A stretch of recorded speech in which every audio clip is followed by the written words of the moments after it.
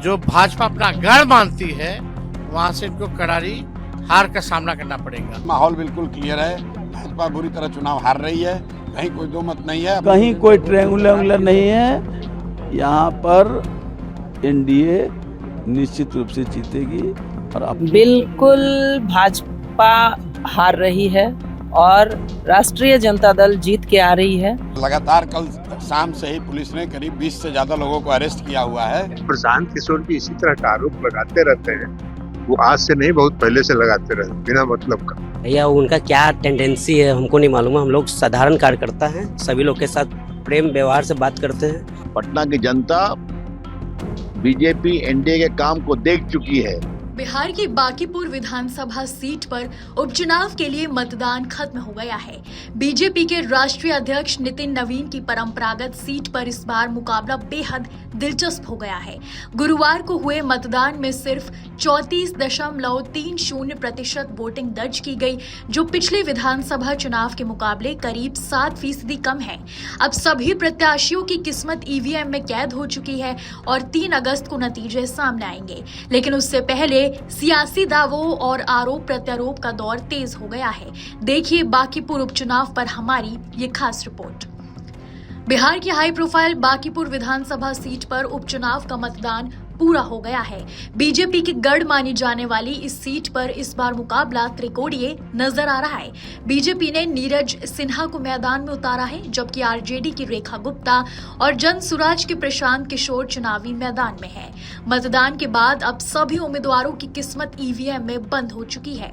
3 अगस्त को मतगणना के बाद तय होगा कि बांकीपुर की जनता ने किस पर भरोसा जताया। बांकीपुर में इस बार मतदान परसेंटेज ने राजनीतिक दलों की चिंता बढ़ा दी है। गुरुवार को कुल 34.30% मतदान हुआ, जबकि 2025 विधानसभा चुनाव में यहां 41.39% वोटिंग हुई थी। करीब 7% कम मतदान ने राजनीतिक समीकरणों को लेकर चर्चा तेज कर दी है। हालांकि कम मतदान का फायदा किसे मिलेगा ये कहना अभी मुश्किल है। बांकीपुर सीट बीजेपी का मजबूत गढ़ रही है। बीजेपी के राष्ट्रीय अध्यक्ष नितिन नवीन यहां लगातार 5 बार विधायक रह चुके हैं। 2006 के उपचुनाव से शुरू हुआ उनका राजनीतिक सफर 2010, 2015, 2020 और 2025 तक जारी रहा। हर चुनाव में उन्होंने बड़े अंतर से जीत दर्ज की, लेकिन इस बार नितिन नवीन के इस्तीफे के बाद खाली हुई सीट पर बीजेपी के सामने अपनी पकड़ बनाए रखने की चुनौती है। चुनाव के बाद नेताओं ने अपनी अपनी जीत के दावे शुरू कर दिए हैं। नेता प्रतिपक्ष तेजस्वी यादव ने दावा किया कि आरजेडी उम्मीदवार रेखा गुप्ता को हर वर्ग और समाज का समर्थन मिला है और बांकीपुर में उनकी जीत तय है। वहीं केंद्रीय मंत्री ललन सिंह ने कहा कि बांकीपुर में बीजेपी के सामने कोई चुनौती नहीं है। उन्होंने प्रशांत किशोर पर निशाना साधते हुए कहा कि उनकी जीत की कोई संभावना नहीं है। मतदान के दौरान बांकीपुर में कई जगहों पर हंगामे की सिचुएशन भी देखने को मिली। आनंदपुर इलाके में जन सुराज और बीजेपी समर्थकों के बीच विवाद हुआ, जिसे प्रशांत किशोर ने हस्तक्षेप कर शांत कराया।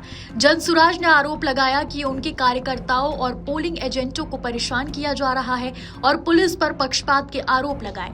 वहीं किदवईपुरी और अन्य इलाकों में भी बीजेपी और जन सुराज समर्थकों के बीच कहासुनी और धक्का मुक्की की खबरें सामने आई।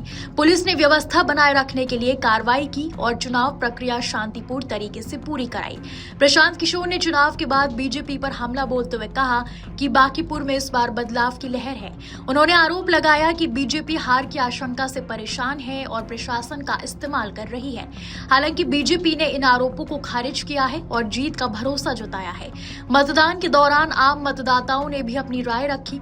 कुछ मतदाताओं ने कहा कि उपचुनाव में स्थानीय मुद्दे और उम्मीदवार की छवि सबसे जरूरी है। महिला मतदाताओं ने सुरक्षा और महिला अपराध जैसे मुद्दों को प्रमुख बताया। उनका कहना था कि सरकार को महिलाओं की सुरक्षा के लिए और सख्त कदम उठाने चाहिए। बांकीपुर के नतीजे बिहार की सियासत में कई संदेश दे सकते हैं।